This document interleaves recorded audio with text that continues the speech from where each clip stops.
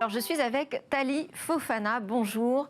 Vous êtes président fondateur de Digital Paris. Je vous ai présenté comme quelqu'un qui a un parcours absolument édifiant. On va en parler. Mais pourquoi on en parle? Parce que vous avez monté une start-up dans la cybersécurité automobile qui ambitionne de réduire drastiquement le nombre de vols de voitures. Vous parlez de le réduire de 85%. Qu'est-ce que ça représente déjà aujourd'hui, cette criminalité? Alors, bonjour, merci de me recevoir. Aujourd'hui, ça représente une voiture volée toutes les 4 minutes, donc environ 300 par jour et environ 150 000 par an. Et la France est plutôt mal placée au niveau mondial. La France est plutôt mauvais élève, ouais, absolument, au niveau mondial. Alors, à quoi c'est dû? Je ne sais pas, mais vous, en tout cas, vous vous êtes mis en tête de changer complètement de logiciel, puisque vous étiez à l'origine voleur de ces voitures, vous participiez à cette criminalité, et puis un séjour en prison vous fait réagir, et vous vous dites, en fait, il faut que je me lance dans la protection de ces véhicules. Comment ça se passe? Racontez-nous. Eh bien, c'est vrai qu'avant, j'avais un parcours différent et une activité différente, puisque j'étais de l'autre côté de la barrière, et je participais plutôt à gonfler les statistiques des vols. Alors, j'ai été arrêté en 2013, et comme vous le disiez, pendant mon séjour en prison, j'ai eu un déclic, et je me suis dit, il faut absolument que tu changes. Et je me suis dit, mais en fait, tu sais comment voler une voiture, tu connais toutes les techniques, comment pirater, tu connais même les techniques à venir. Donc il y a vraiment un sujet de veille, une expertise, une expertise. Et donc pourquoi tu t'en servirais pas pour inventer un antivol qui pourrait même t'empêcher toi-même de voler une voiture?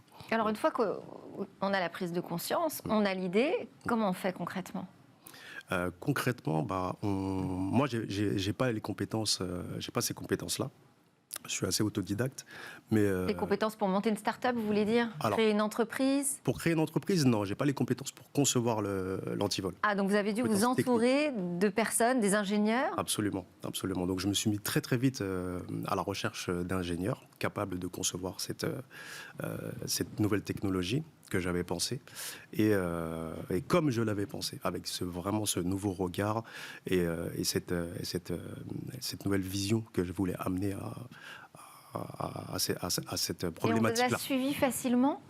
Parce qu'aujourd'hui, vous en parlez, c'est un super storytelling. On sait que toutes les entreprises et les startups travaillent leur storytelling, essayent de trouver des petites histoires croustillantes. Vous, l'histoire, elle est naturellement édifiante, je le disais. Pour autant, ce n'est pas forcément simple à assumer. Non, bien sûr.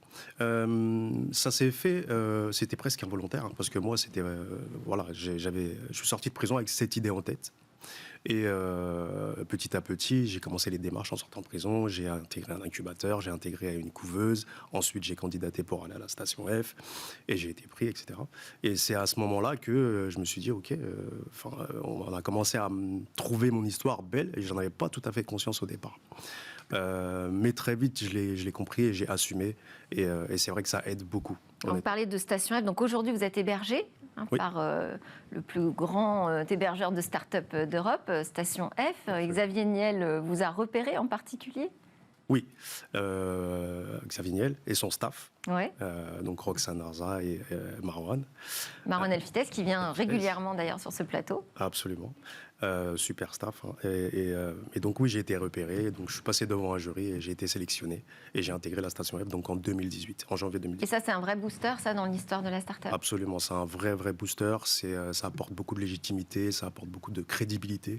Lorsqu'on reçoit des clients tier one, tels que des groupes automobiles ou des compagnies d'assurance, des grosses compagnies d'assurance, ça aide beaucoup de les inviter à la Station F. Ça légitime beaucoup le sujet. Hormis le fait d'avoir mes compétences. Alors, qu'est-ce qui vous fait croire, on va revenir quand même à cet antivol intelligent, qu'est-ce qui vous fait croire que vous pouvez descendre à un niveau beaucoup plus bas de vol de voiture en France? Parce que dans 85% des cas de vol, c'est du piratage électronique. Donc moi, j'ai vu arriver ces nouvelles techniques de vol. En fait, ça ne les rend pas plus compliqués, les vols de voitures? Ça les rend plus simples. Ça les rend plus simples. Ça les rend plus simples. plus simple, plus rapide et donc moins risqué pour le voleur. Puisque une des données essentielles pour un voleur, c'est de passer le moins de temps possible dans le véhicule et partir le plus vite possible. Donc le fait de pirater...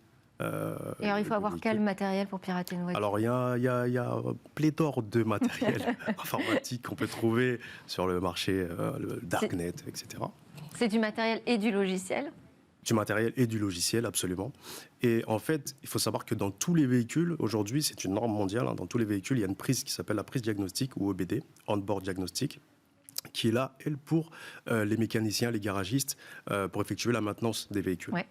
Et c'est une faille, c'est une porte d'entrée, puisque électroniquement, cette prise-là est toujours ouverte, non seulement pour les garagistes, mais aussi pour les voleurs, qui en profitent, du coup, qui sont dans la brèche. Et c'est comme ça qu'on vient brancher cet outil informatique sur la prise, et elle pirate. Vous appelez ça le mouse jacking? C'est le mouse jacking, tout à fait. Mouse jacking. Ouais. Et donc, vous, votre antivol, il a été conçu contre le mouse jacking. Comment il fonctionne? Absolument.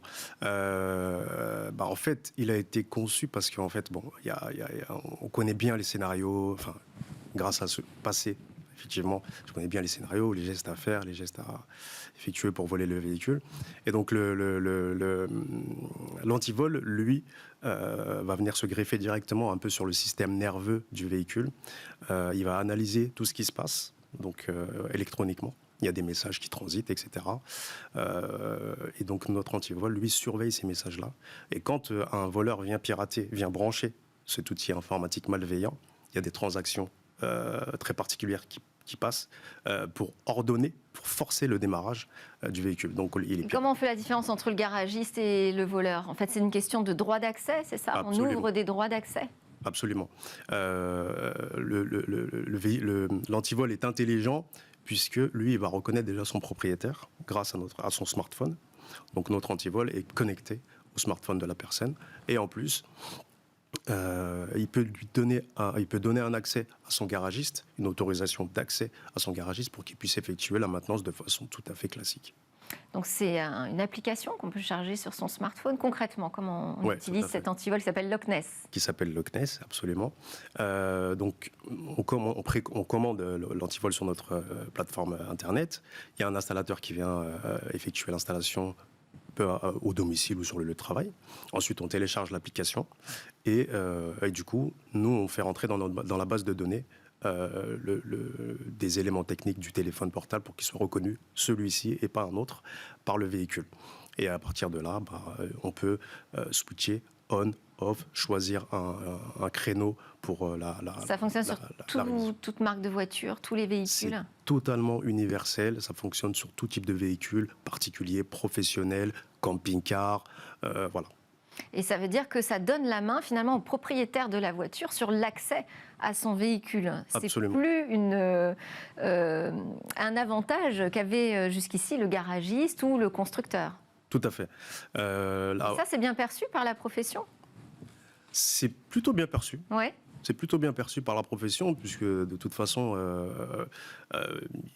c'est vrai que les constructeurs, parfois, forcent à un monopole, un peu, pour garder la main sur les révisions. Donc là, vous venez un peu les titiller, Tali Fofana. Un petit peu les titiller, mais c'est bon enfant, on s'entend très bien. Et voilà. Super, merci beaucoup. Merci d'avoir ouvert ce premier épisode de cette saison 2 de Smartech avec votre histoire personnelle derrière un antivol intelligent. Merci Tali Fofana. C'est l'heure de notre talk. On va parler de la chasse aux arnaques du e-commerce.